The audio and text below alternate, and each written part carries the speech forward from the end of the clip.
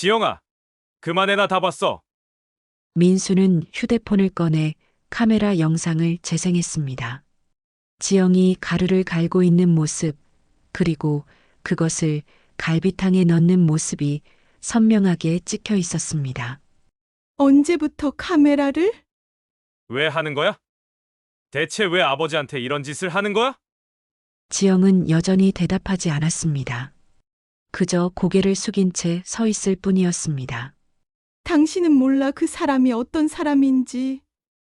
지영이 마침내 입을 열었습니다. 목소리는 평소보다 훨씬 작고 떨렸습니다. 무슨 소리야?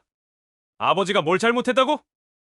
당신 아버지는 내 인생을 망가뜨린 사람이에요. 민수는 지영의 말을 이해할 수 없었습니다. 뭔 소리야? 아버지가 언제 너한테 뭘 했다고?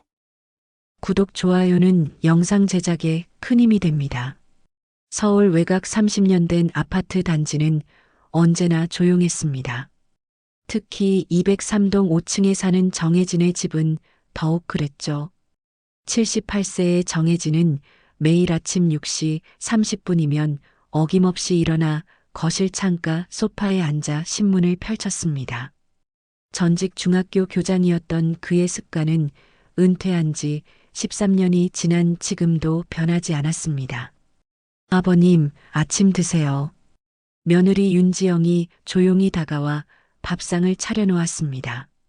47세의 지영은 늘 무표정한 얼굴로 말수가 적었지만 시아버지를 향한 정성만은 남달랐습니다. 오늘도 끓인 지 1시간이 넘은 미역국이 김을 내며 놓여 있었습니다. 고생했네. 혜진은 신문을 접으며 밥상 앞에 앉았습니다. 지영이 끓인 미역국은 언제나 진했고 깊은 맛이 났습니다. 한 숟가락 떠서 입에 넣자 몸이 따뜻해지는 것 같았습니다. 요즘 아버님 말씀이 예전만 못하신 것 같은데. 지영은 속으로 생각하며 혜진의 모습을 살폈습니다. 가끔 같은 이야기를 반복하시거나 며느리 이름을 깜빡하시는 일이 잦아졌습니다. 치매 초기 증상 같기도 했지만 아직은 일상생활에 큰 지장은 없어 보였습니다. 민수는 또 일찍 나갔나? 네, 오늘 중요한 회의가 있다고 하더라고요. 혜진은 고개를 끄덕였습니다. 외동아들 정민수는 50세가 되도록 대기업 과장으로 일하며 바쁘게 살았습니다. 집에 있는 시간보다 회사에 있는 시간이 더 많았죠. 아버지와 아내를 위해 열심히 일한다고 했지만 혜진은 가끔 아들이 집을 피하고 있는 것 같다는 생각을 했습니다. 지영아, 고마워. 매일 이렇게 정성스럽게 챙겨주고. 당연한 일이에요, 아버님. 지영은 여전히 무표정한 얼굴로 대답했지만 그 속에는 묘한 감정이 스쳐갔습니다. 시아버지를 위해 정성을 다한다는 것, 그 이유가 단순한 효도심만은 아니었습니다. 하지만 그런 복잡한 마음을 드러내지는 않았습니다. 식사를 마친 혜진은 다시 소파에 앉아 신문을 읽기 시작했습니다.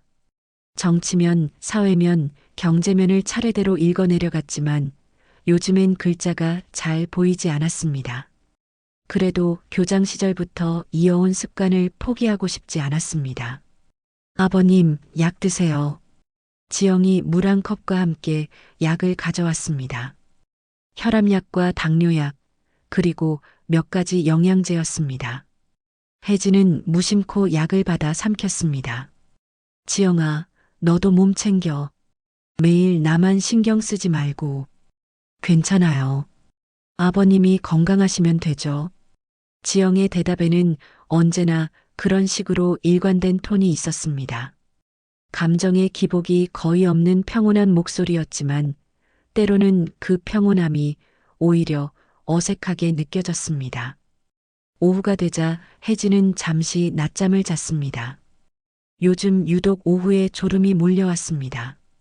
나이가 들어서 그런가 싶었지만 예전보다 확실히 피로감이 심했습니다. 아버님, 저녁 준비됐어요. 지영의 목소리에 잠에서 깬 혜진은 거실 탁자에 차려진 저녁상을 봤습니다. 오늘은 갈비탕이었습니다. 김이 모락모락 피어오르는 갈비탕 그릇에서 구수한 냄새가 풍겼습니다. 오늘은 갈비탕이네. 고생했어. 몸보신 하셔야죠. 요즘 기력이 없어 보이시던데. 혜진은 갈비탕을 한 숟가락 떠서 입에 넣었습니다. 부드러운 고기와 진한 육수가 목구멍을 타고 내려갔습니다. 지영이 끓인 음식은 언제나 정성이 가득했습니다. 민수는 저녁 8시가 되어서야 집에 돌아왔습니다. 현관문을 열고 들어서는 아들의 얼굴에는 피로가 가득했습니다. 아버지, 저녁 드셨어요? 응, 지영이가 갈비탕 끓여줬어. 민수는 아내에게 눈짓을 했습니다. 요즘 아버지 상태가 어떤지 묻는 눈빛이었습니다. 지영은 작은 고개짓으로 별일 없다는 의미를 전했습니다. 아버지, 요즘 어디 불편한 곳은 없으세요? 뭐가 불편하다고. 나이 들면 다 그런 거지. 하지만 혜진도 요즘 자신의 몸이 예전 같지 않다는 걸 느끼고 있었습니다. 기억력도 예전만 못하고 가끔 어지러운 증상도 있었습니다. 그래도 아들 앞에서 약한 모습을 보이고 싶지 않았습니다. 밤이 되자 혜진은 일찍 잠자리에 들었습니다.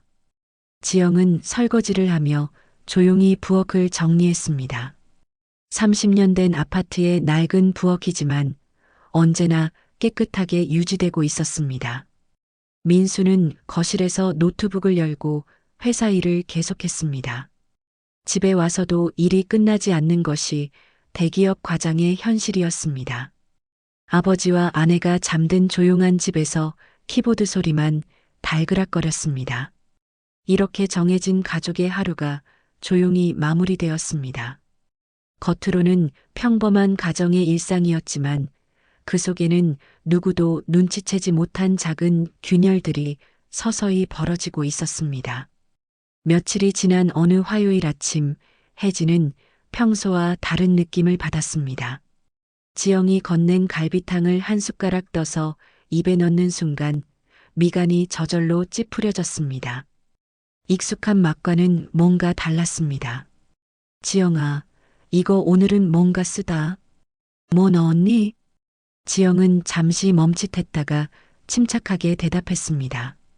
오늘은 황기랑 대추를 좀 더 넣었어요. 몸보신에 좋다고 해서요. 드셔보세요.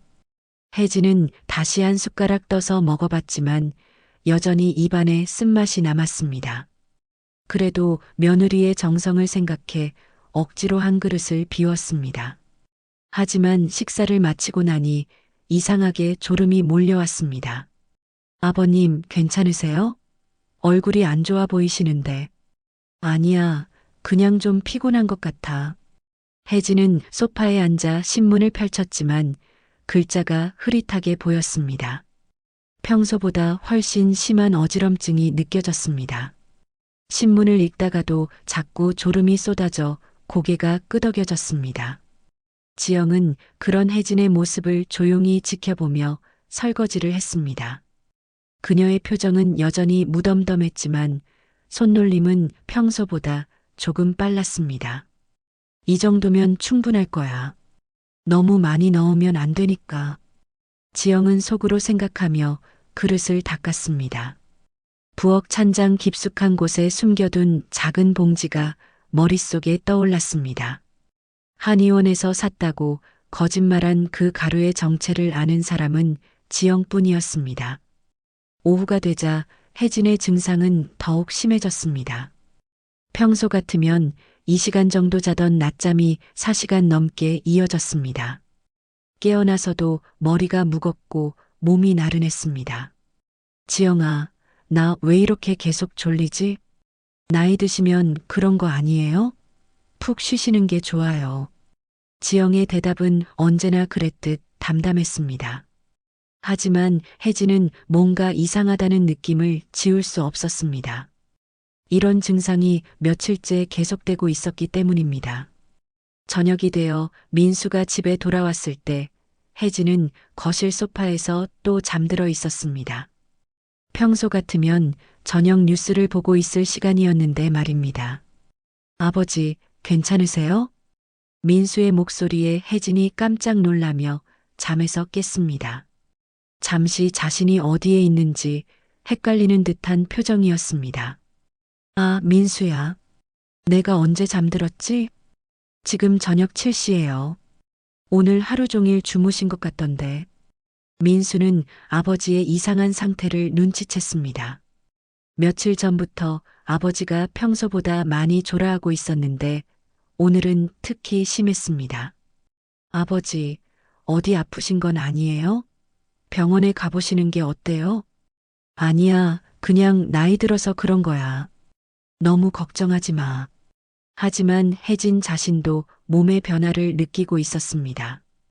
기억력도 예전만 못하고 가끔 방금 전에 한 말을 까먹기도 했습니다.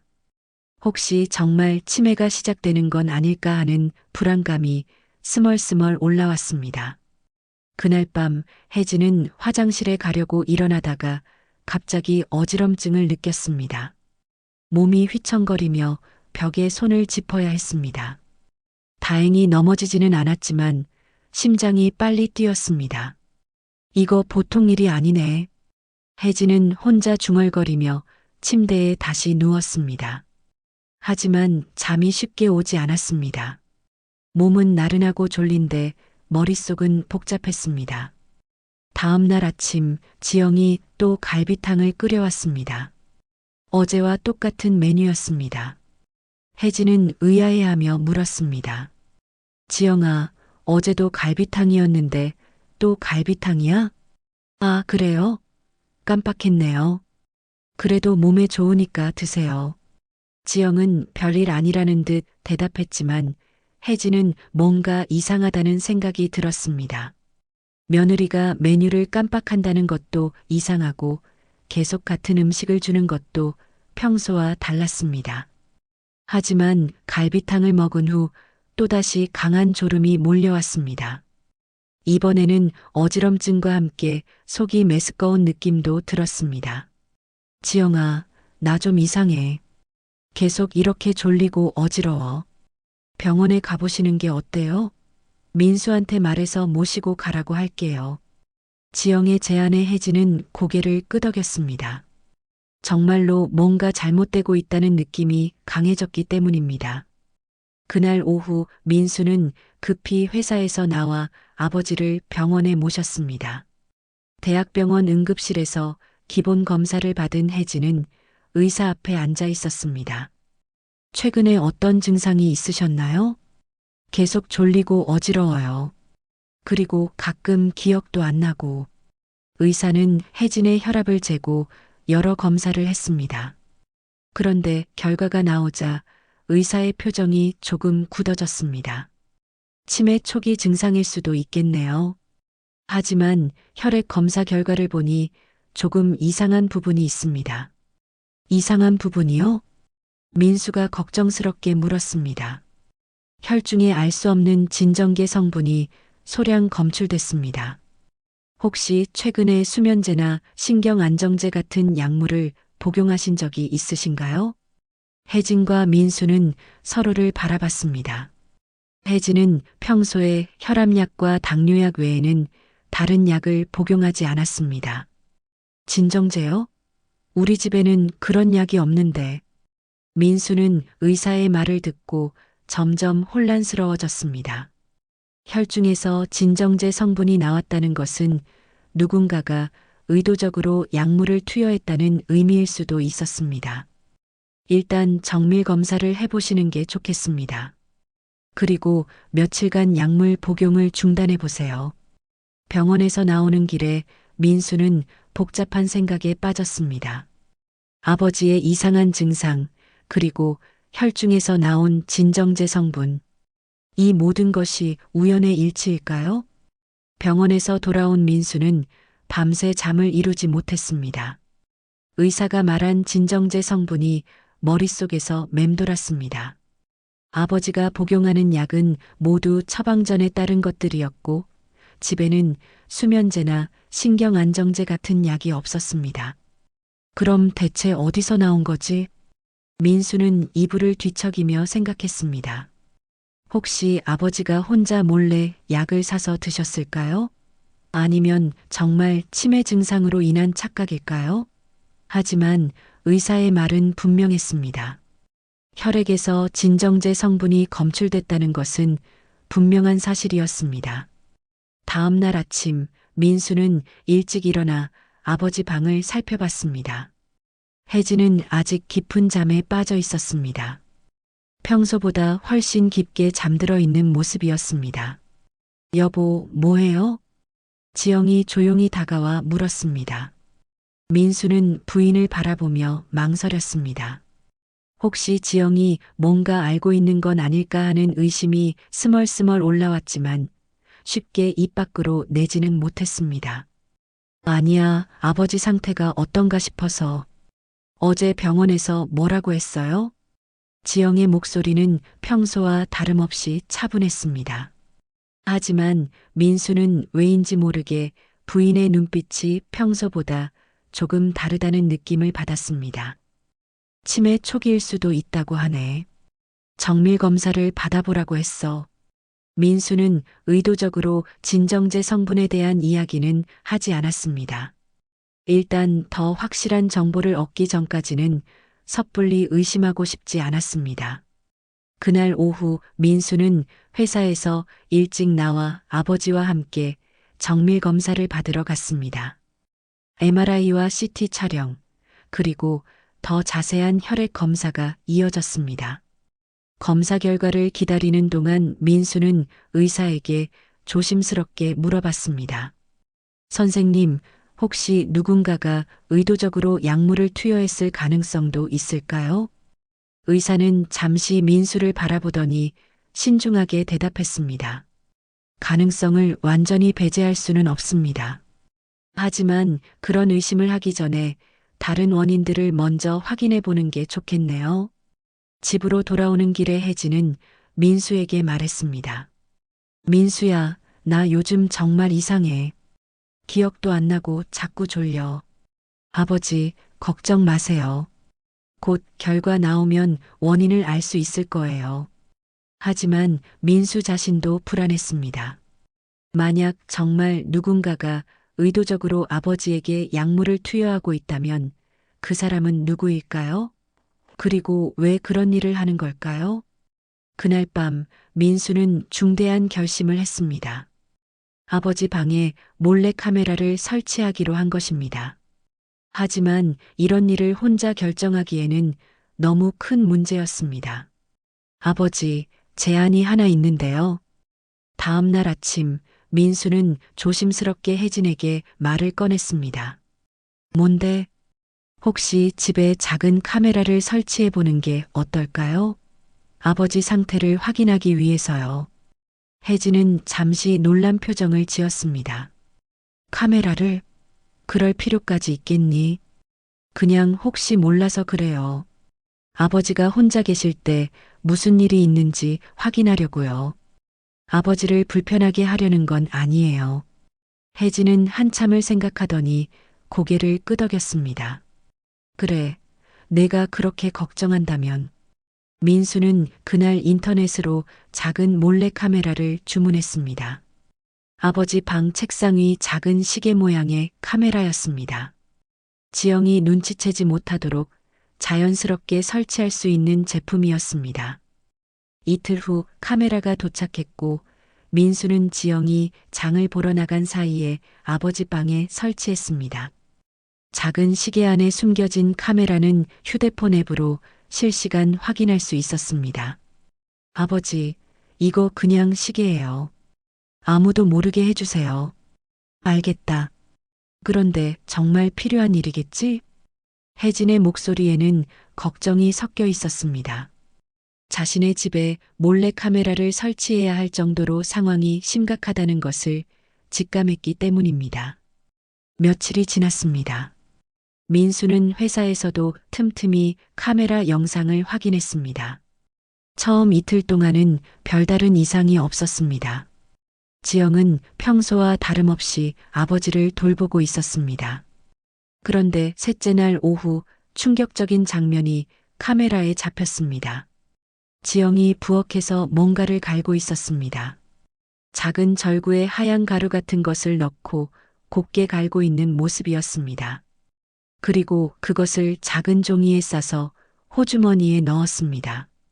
민수는 휴대폰 화면을 뚫어져라 바라봤습니다. 심장이 빨리 뛰기 시작했습니다. 지영이 갈고 있던 그 가루가 무엇일까요?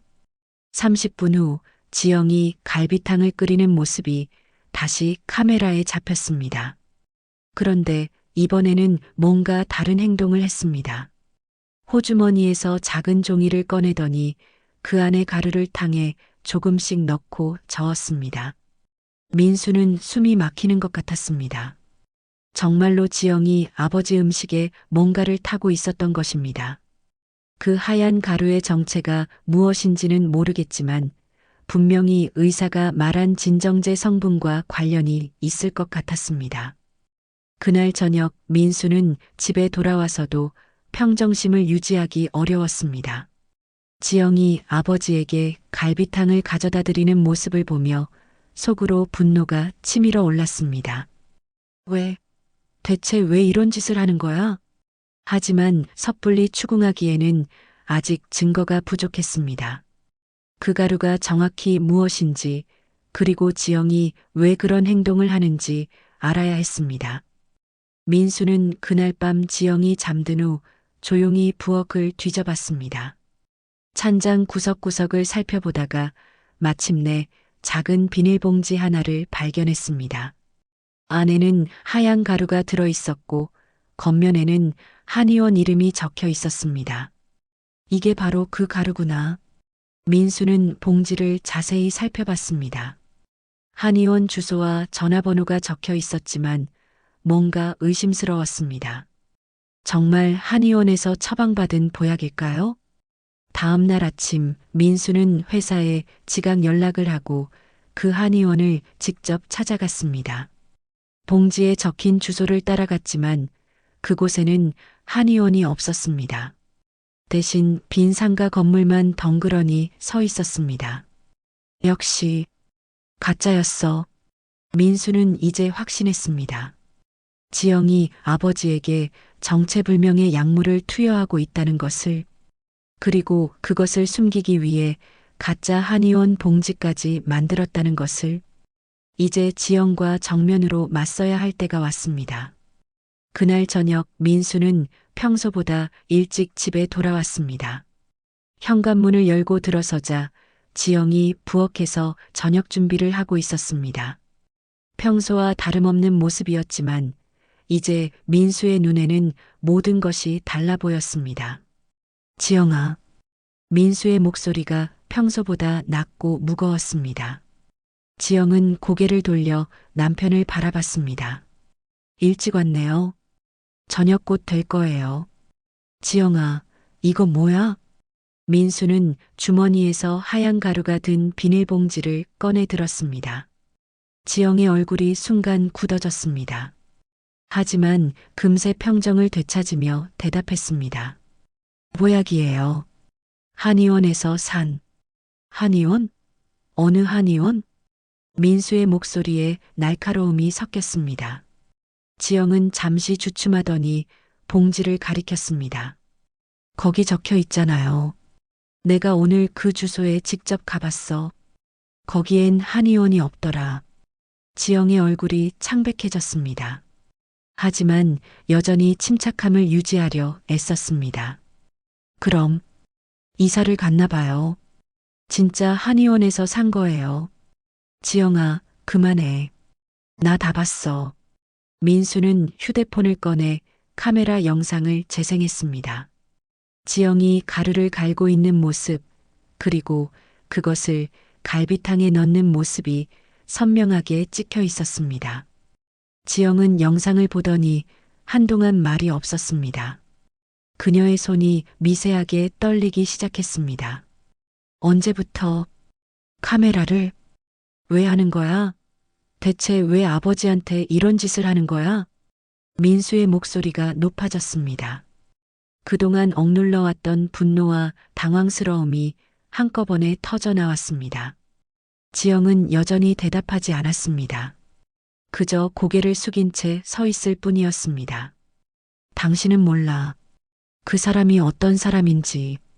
지영이 마침내 입을 열었습니다. 목소리는 평소보다 훨씬 작고 떨렸습니다. 무슨 소리야? 아버지가 뭘 잘못했다고? 당신 아버지는 내 인생을 망가뜨린 사람이에요. 민수는 지영의 말을 이해할 수 없었습니다. 아버지와 지영 사이에 무슨 일이 있었다는 걸까요? 아버지는 평생 교장으로 성실하게 살아온 사람이었습니다. 뭔 소리야? 아버지가 언제 너한테 뭘 했다고? 지영은 다시 입을 다물었습니다. 더 이상 말하고 싶지 않다는 듯이 고개를 돌렸습니다. 그때 거실에서 혜진의 목소리가 들려왔습니다. 무슨 일이야? 왜 이렇게 시끄러워? 민수는 급히 휴대폰을 주머니에 넣고 거실로 나갔습니다. 아버지에게 이런 상황을 어떻게 설명해야 할지 막막했습니다. 아무것도 아니에요, 아버지. 저녁 준비하고 있어요. 하지만 혜진은 민수의 표정에서 뭔가 심상치 않음을 느꼈습니다. 민수야, 무슨 일 있었나? 민수는 망설이다가 결국 진실을 말하기로 했습니다. 아버지, 혹시 지영이가 아버지 음식에 뭔가를 넣고 있었다면 어떻게 하시겠어요? 혜진의 얼굴이 굳어졌습니다. 무슨 소리야? 민수는 휴대폰 영상을 아버지에게 보여줬습니다. 혜진은 영상을 보더니 한동안 말이 없었습니다. 그리고 천천히 고개를 들어 부엌 쪽을 바라봤습니다. 지영아, 이리 와봐. 혜진의 목소리는 평소보다 훨씬 무거웠습니다. 지영은 주저하다가 천천히 거실로 나왔습니다. 이게 사실이야? 지영은 혜진의 눈을 직시하지 못하고 고개를 숙였습니다. 대답해. 네. 짧은 대답이었지만 그 한마디로 모든 것이 확인됐습니다. 혜진은 깊은 한숨을 쉬었습니다. 왜? 당신이 내 어머니한테 한 일 기억 안 나세요? 지영의 목소리에 처음으로 감정이 섞였습니다. 분노와 슬픔이 뒤섞인 복잡한 감정이었습니다. 너 어머니? 누구를 말하는 거야? 혜진은 당황스러워했습니다. 지영의 어머니와 자신 사이에 무슨 일이 있었다는 걸까요? 윤경아. 기억 안 나세요? 그 이름을 듣는 순간 혜진의 얼굴이 하얗게 변했습니다. 윤경아라는 이름은 그의 교장 시절 가장 아픈 기억 중 하나였습니다. 경아가 너 어머니였어? 네. 당신 때문에 퇴학당하고 정신병원에 입원하게 된 그 학생 말이에요. 혜진은 30년 전의 일이 떠올랐습니다. 윤경아는 그가 교장으로 재직할 때의 학생이었습니다. 복잡한 사건에 연루되어 결국 퇴학 처분을 받았던 학생이었죠. 그 일은 어쩔 수 없었어. 내가 원해서 한 일이 아니야. 어쩔 수 없었다고요? 17살 아이를 그렇게 내몰아도 어쩔 수 없었다고요? 지영의 목소리가 점점 높아졌습니다.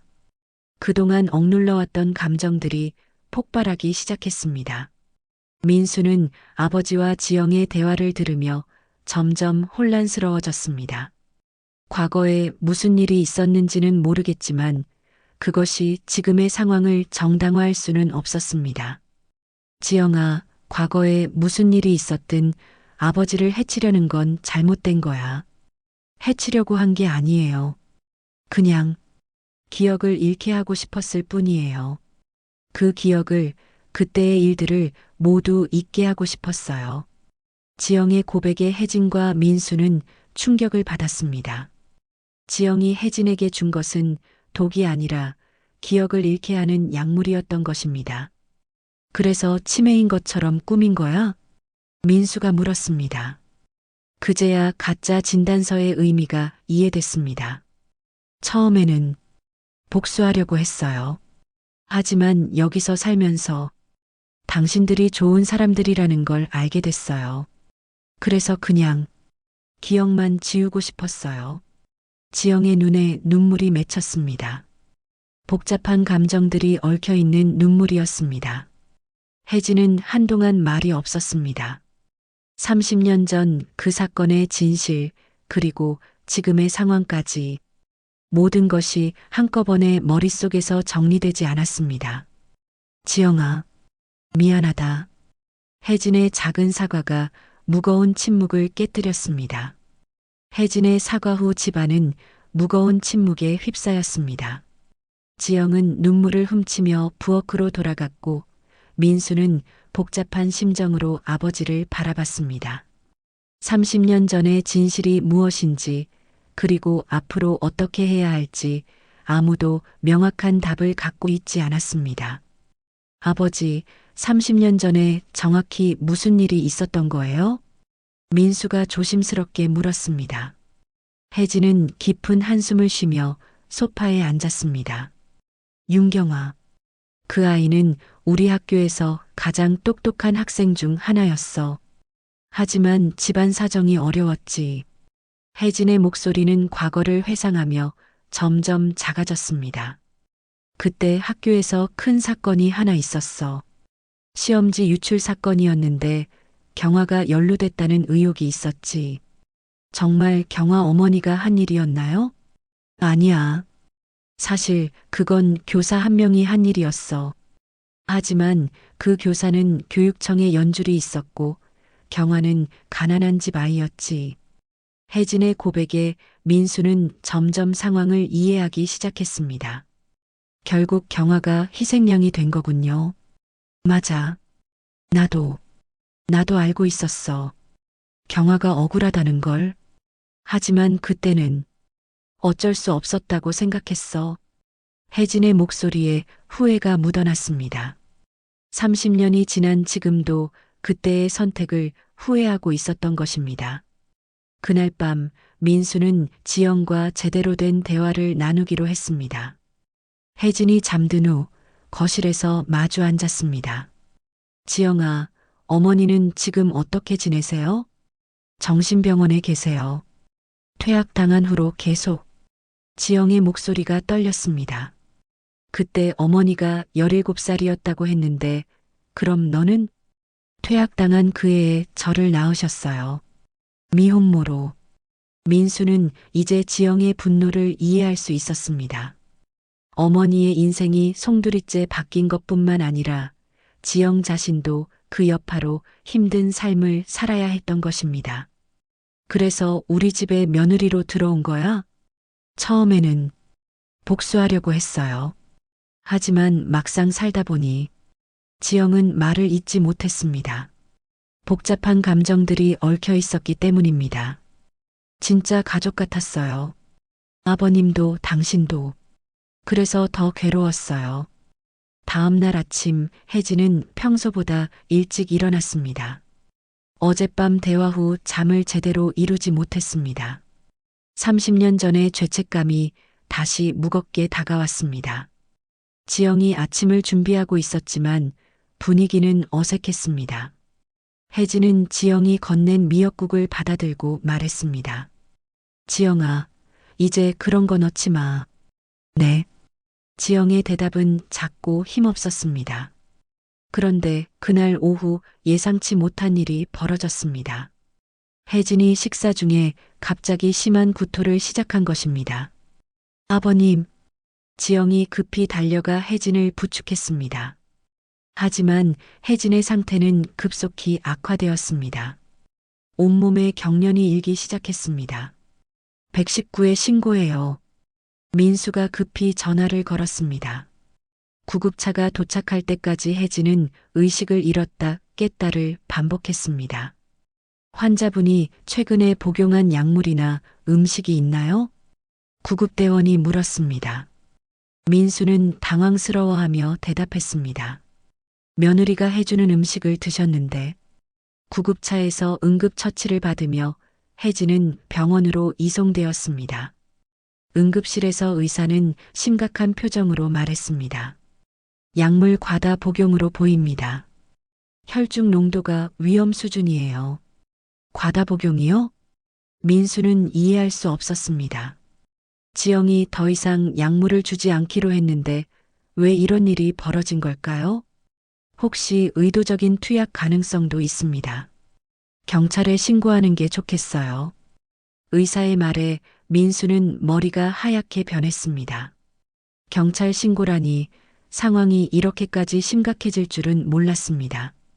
1시간 후 경찰이 병원에 도착했습니다. 최근에 환자분과 접촉한 사람들은 누구인가요? 저와 제 아내입니다. 부인이 주로 식사를 담당하셨나요? 네, 그렇습니다. 경찰은 지영에게 여러 질문을 했습니다. 지영은 처음에는 침착하게 대답했지만 점점 당황스러워하는 모습이 역력했습니다. 부인, 혹시 환자분 음식에 다른 물질을 넣은 적이 있나요? 지영은 한동안 대답하지 못했습니다.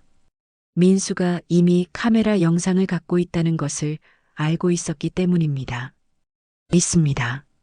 지영의 솔직한 고백에 경찰관들의 표정이 굳어졌습니다. 어떤 물질인가요? 수면제 성분이 가루였습니다. 왜 그런 일을 하셨나요? 지영은 30년 전의 이야기를 간략하게 설명했습니다. 하지만 경찰에게는 그것이 납득할 만한 이유가 되지 못했습니다. 일단 긴급 체포하겠습니다. 경찰이 수갑을 꺼내자 민수는 앞을 막아섰습니다. 잠깐만요. 제 아내는 미안하지만 이건 심각한 사건입니다. 수사가 필요해요. 지영은 수갑이 채워지는 것을 별다른 저항 없이 받아들였습니다. 오히려 이제야 모든 것이 끝났다는 듯한 표정이었습니다. 여보, 아버님 잘 부탁해요. 지영의 마지막 말에 민수는 할 말을 잃었습니다. 병원 복도에는 이상한 소문이 돌기 시작했습니다. 며느리가 시아버지를 독살하려 했다는 이야기였습니다. 아파트 주민들도 수군거렸습니다.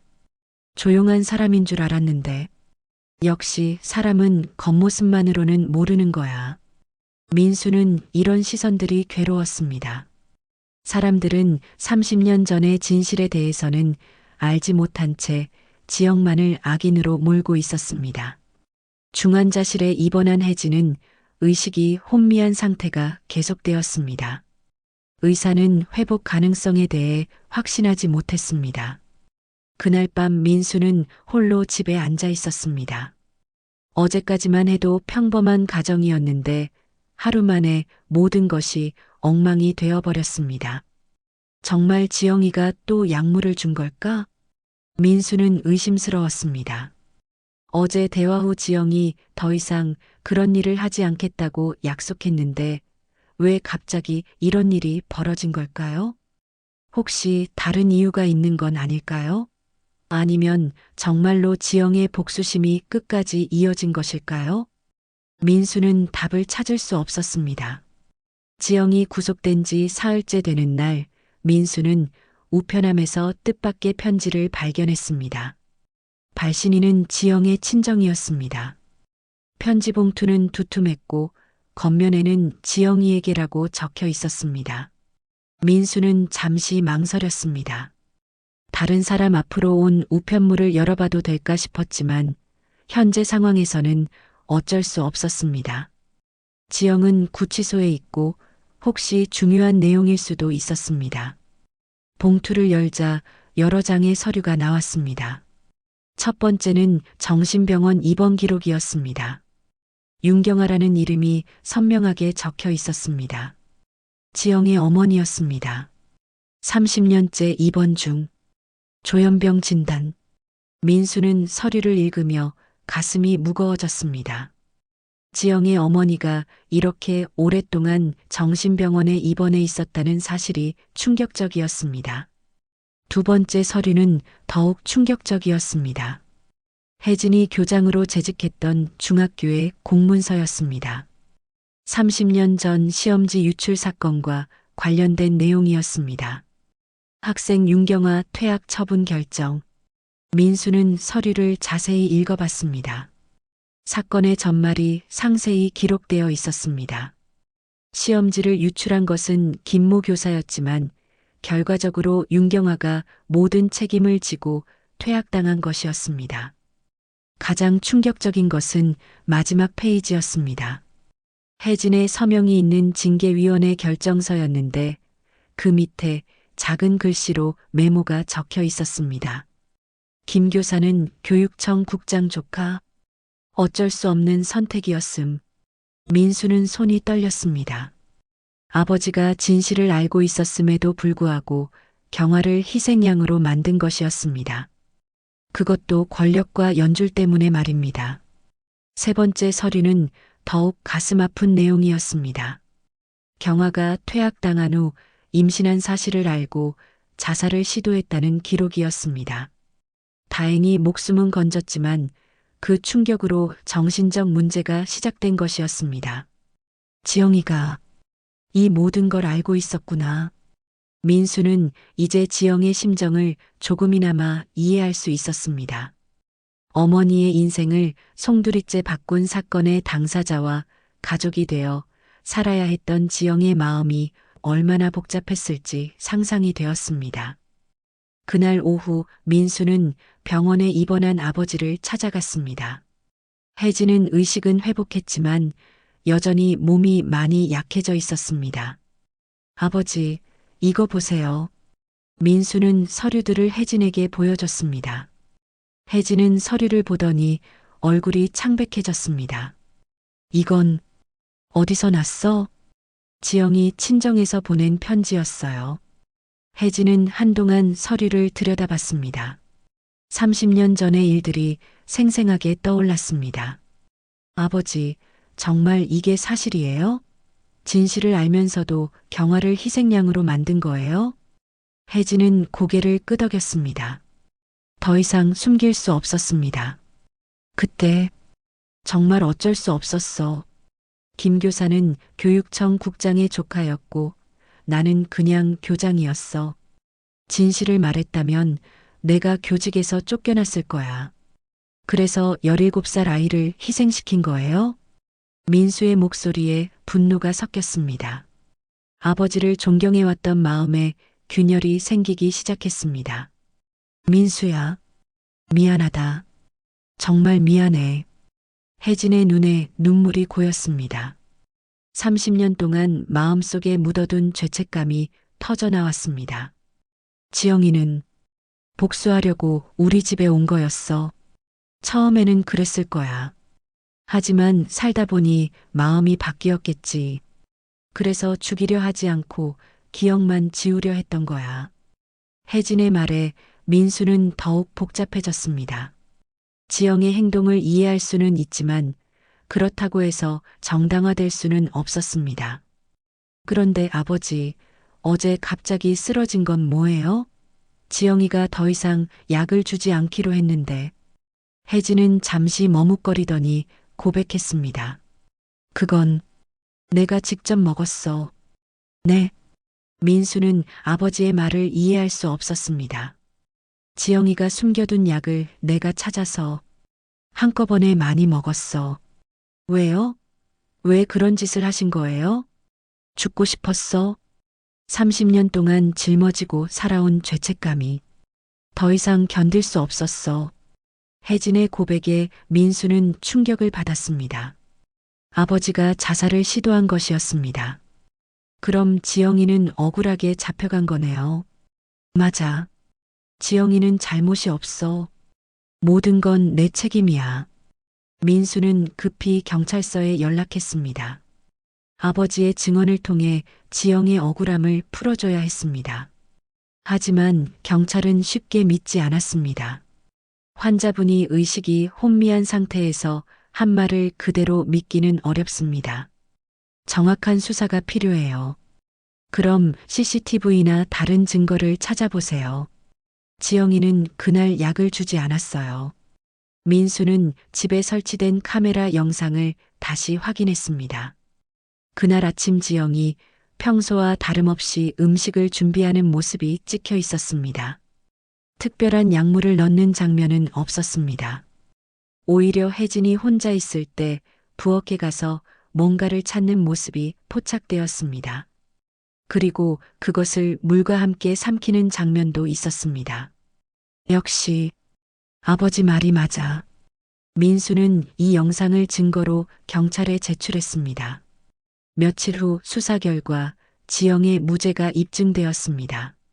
지영이 구치소에서 풀려나던 날 민수가 마중을 나갔습니다. 지영은 며칠 만에 많이 야위어 보였습니다.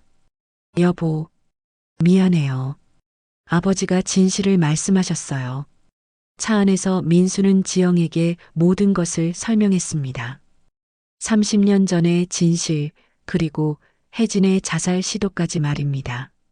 아버님이 그런 마음이셨구나. 지영의 목소리에는 복잡한 감정이 섞여 있었습니다. 분노와 슬픔, 그리고 묘한 이해가 뒤섞인 감정이었습니다. 지영아, 이제 어떻게 할 거야? 잘 모르겠어요. 아직은. 지영은 대답하지 못했습니다. 복수의 대상이었던 혜진이 스스로 죗값을 치르려 했다는 사실이 그녀의 마음을 더욱 복잡하게 만들었습니다. 집으로 돌아가는 길, 지영은 창밖을 바라보며 생각에 잠겼습니다. 30년 동안 품어온 분노와 복수심이 이제는 무의미해진 것 같았습니다. 진실이 모두 드러난 지금 남은 것은 상처받은 사람들 뿐이었습니다. 일주일 후 혜진은 병원에서 어느 정도 회복되어 면회가 가능해졌습니다. 민수와 지영이 함께 병원을 찾았을 때 혜진은 창밖을 바라보며 깊은 생각에 잠겨 있었습니다. 아버님, 지영의 목소리에 혜진이 고개를 돌렸습니다. 서로 마주보는 순간 묘한 침묵이 흘렀습니다. 가해자와 피해자의 가족이라는 복잡한 관계, 그리고 며느리와 시아버지라는 또 다른 관계가 얽혀 있었습니다. 지영아, 많이 고생했구나. 혜진이 먼저 입을 열었습니다. 구치소에서 며칠을 보낸 지영의 모습이 안쓰러워 보였습니다. 괜찮아요. 지영은 짧게 대답했지만 그 속에는 여전히 정리되지 않은 감정들이 가득했습니다. 아버님, 어머니 이야기를 들려주세요. 30년 전 그때 어머니가 어떤 사람이었는지 지영이 조심스럽게 말했습니다. 그동안 어머니에 대한 이야기를 들을 기회가 없었기 때문입니다. 혜진은 한참 동안 말이 없었습니다. 30년 전의 기억을 되살리는 것이 쉽지 않았습니다. 경아는 정말 특별한 아이였어. 공부도 잘했고 무엇보다 정의감이 강했지. 혜진의 목소리에 그리움이 묻어났습니다. 집이 가난해도 늘 밝게 웃었어. 선생님들도 경아를 좋아했고 친구들도 많았어. 그런 어머니가 왜 그런 일에 휘말리게 된 건가요? 시험지 유출 사건이 터졌을 때 경아는 그 사건의 진실을 알고 있었어. 김 교사가 한 일이라는 걸 목격했거든. 혜진은 계속해서 당시 상황을 설명했습니다. 하지만 김 교사는 교육청 국장의 조카였고 경아는 힘없는 학생이었어. 결국 경아가 모든 책임을 뒤집었어야 했지. 아버님은 그때 어떤 마음이셨어요? 지영의 질문에 혜진은 깊은 한숨을 쉬었습니다. 괴로웠어. 정말 괴로웠어. 밤마다 잠을 이룰 수 없었지. 하지만 내 가족을 생각하면 다른 선택을 할 수 없었어. 가족이요? 그때 너희 아버지는 회사에서 구조조정 위기에 있었어. 내가 교직에서 쫓겨나면 우리 가족이 길거리에 나앉을 상황이었지. 민수는 아버지의 말을 들으며 복잡한 심정이었습니다. 아버지의 선택을 이해할 수는 있었지만 그것이 옳았다고 말할 수는 없었습니다. 그래서 경아를 희생시킨 거군요. 지영의 목소리에는 여전히 분노가 남아 있었습니다. 맞아. 내가 경아를 희생시켰어. 그리고 30년 동안 그 죄책감을 안고 살았지. 혜진의 눈에 눈물이 고였습니다. 지영아, 너 경아 딸이었구나. 그때 내가 너무했지. 몰랐다. 그 아이가 이렇게 살아있을 줄은. 혜진이 30년 전을 회상하며 말했습니다. 퇴학당한 경아가 그 후 어떻게 살았는지, 아이를 낳았는지 전혀 몰랐던 것입니다. 어머니는 지금도 정신병원에 계세요. 아직도 그때 일을 잊지 못하시고. 지영의 목소리가 떨렸습니다. 내가 병원비를 대겠어. 혜진이 갑자기 말했습니다. 됐어요.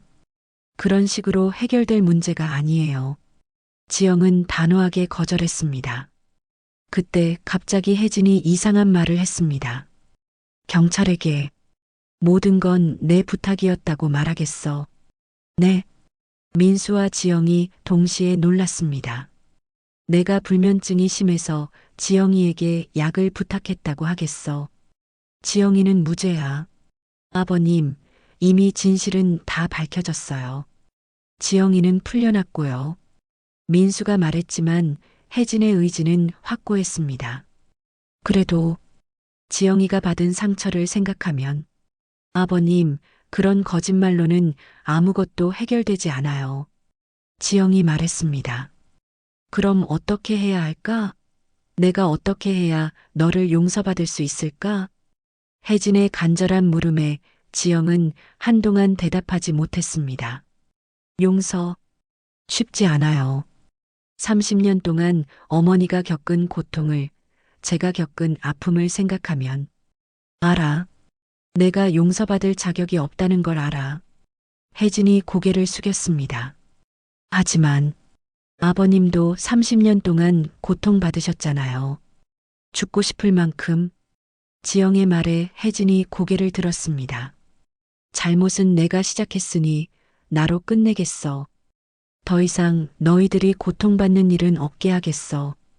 혜진의 결연한 다짐에 민수와 지영은 말이 없었습니다. 그날 밤 집으로 돌아온 민수와 지영은 거실에서 긴 대화를 나눴습니다. 여보, 정말 아버지를 용서할 수 없어? 민수가 조심스럽게 물었습니다. 당장은 어려워요. 어머니를 생각하면. 지영은 솔직하게 마음을 털어놓았습니다. 하지만 아버님이 그동안 고생하신 것도 이해돼요. 자신의 양심과 현실 사이에서 얼마나 괴로우셨을까. 그래도 시간이 지나면 마음이 조금씩 풀릴 거야. 민수가 위로했습니다. 어머니를 한번 뵙고 싶어요. 아버님과 함께. 지영이 갑자기 말했습니다. 정말? 네. 어머니께 아버님의 사과를 직접 들려드리고 싶어요. 그래야 어머니도, 아버님도, 그리고 저도 진짜 치유가 시작될 수 있을 것 같아요. 민수는 지영의 제안에 감동받았습니다. 복수가 아닌 치유를 선택한 지영이 대견했습니다.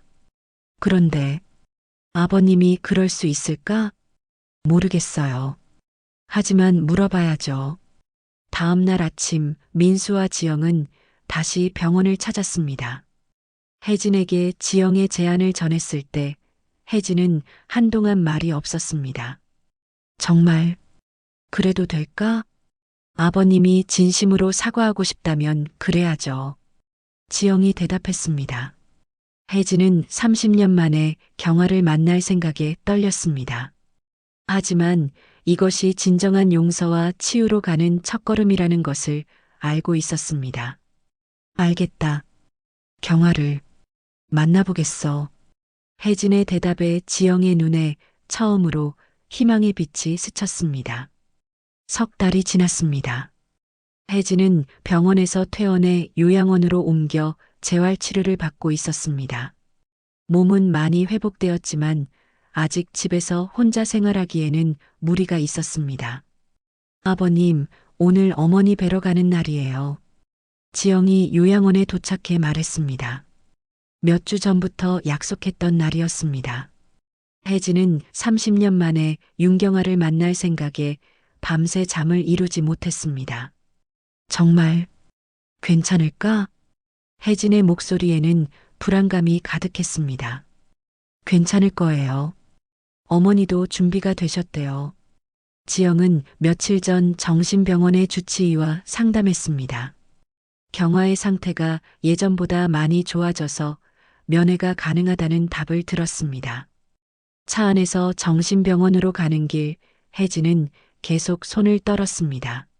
민수가 운전대를 잡고 있었고 지영이 뒷좌석에서 혜진과 함께 앉아 있었습니다.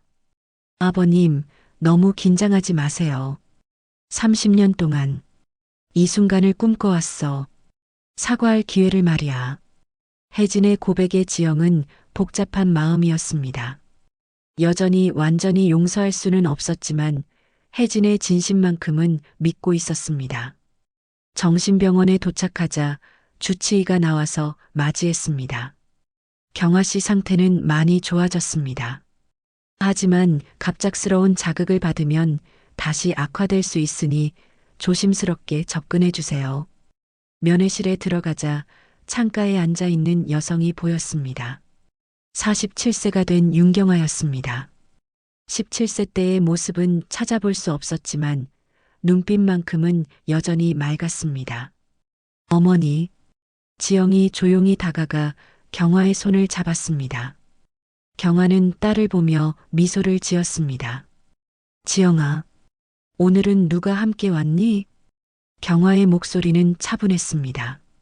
주치의의 말대로 상태가 많이 좋아진 것 같았습니다. 어머니께 소개하고 싶은 분이 계세요. 지영이 혜진을 바라봤습니다. 혜진은 천천히 경화에게 다가갔습니다. 경화야. 혜진의 목소리가 떨렸습니다. 경화는 혜진을 보더니 잠시 놀란 표정을 지었습니다. 선생님? 맞아. 정교장이야. 혜진이 고개를 숙였습니다. 경화는 한동안 혜진을 바라보더니 조용히 말했습니다. 30년이 지났네요. 경화야. 미안하다. 정말 미안해. 혜진의 눈에서 눈물이 흘러내렸습니다. 30년 동안 하고 싶었던 말이 터져 나왔습니다. 내가 너를 지켜주지 못했어. 진실을 알고 있었으면서도 너를 희생양으로 만들었어. 경화는 혜진의 말을 들으며 조용히 고개를 끄덕였습니다. 선생님도 어쩔 수 없었겠죠. 경화의 의외로 차분한 반응에 혜진은 더욱 죄책감이 밀려왔습니다. 어쩔 수 없었다고. 변명할 수 없어. 내가 용기가 없었던 거야. 정의보다 내 안위를 택한 거야. 선생님, 그때 저도 이해했어요. 선생님 혼자 어쩔 수 있는 일이 아니었다는 걸. 경화의 말에 지영이 놀랐습니다. 어머니가 이렇게 담담하게 반응할 줄은 몰랐습니다. 어머니, 지영아, 엄마가 여기서 30년 동안 배운 게 있어. 분노와 원망으로는 아무것도 해결되지 않는다는 걸. 경화는 지영의 손을 꼭 잡았습니다. 복수하려 했구나. 선생님 가족에게. 경화가 지영을 바라보며 말했습니다. 지영은 고개를 숙였습니다. 죄송해요, 어머니. 제가 너무 어리석었어요. 아니야. 엄마를 생각하는 마음이었다는 걸 알아. 하지만 이제는 그만하자. 경화의 말에 혜진이 더욱 감동받았습니다. 경화야, 너는 정말. 선생님, 저희 이제 서로 용서해요. 그래야 모두 편해질 수 있어요. 경화의 제안에 혜진은 눈물을 흘리며 고개를 끄덕였습니다. 고마워.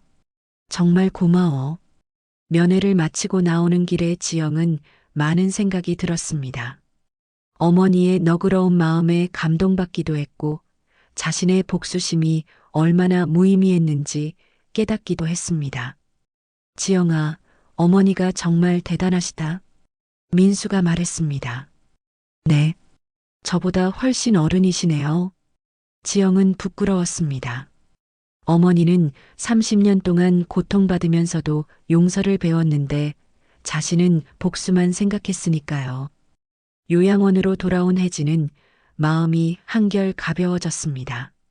30년 동안 짊어지고 살았던 죄책감의 무게가 조금씩 덜어지는 것 같았습니다.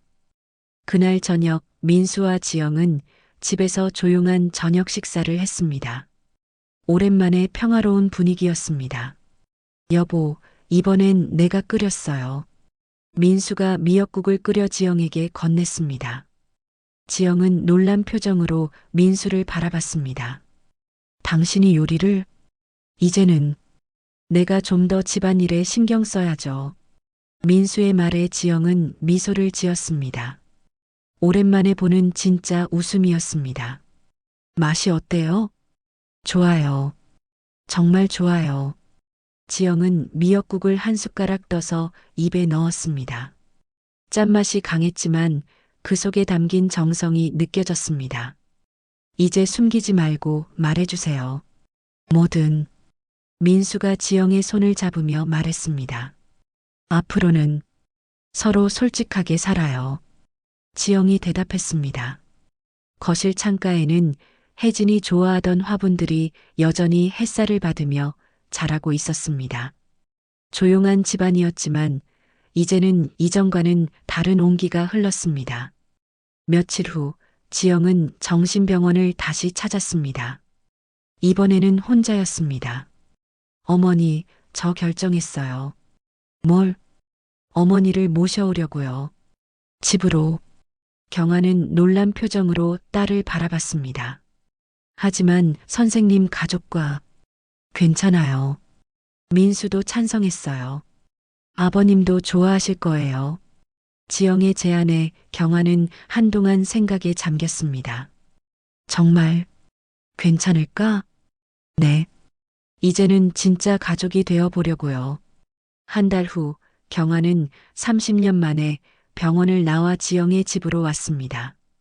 혜진도 요양원에서 나와 다시 집으로 돌아왔습니다. 203동 5층의 낡은 아파트에는 이제 4사람이 함께 살게 되었습니다. 가해자와 피해자, 며느리와 시아버지, 그리고 상처받은 가족들이 하나의 새로운 가족이 되어가고 있었습니다. 아침마다 경아와 지영이 함께 음식을 준비하고 혜진은 거실에서 경아와 옛날 이야기를 나눴습니다. 민수는 이른 아침부터 회사에 나가지 않고 가족과 함께 아침 식사를 하기 시작했습니다. 완전한 용서와 치유에는 아직 시간이 더 필요했지만 이들은 서로를 이해하려 노력했습니다.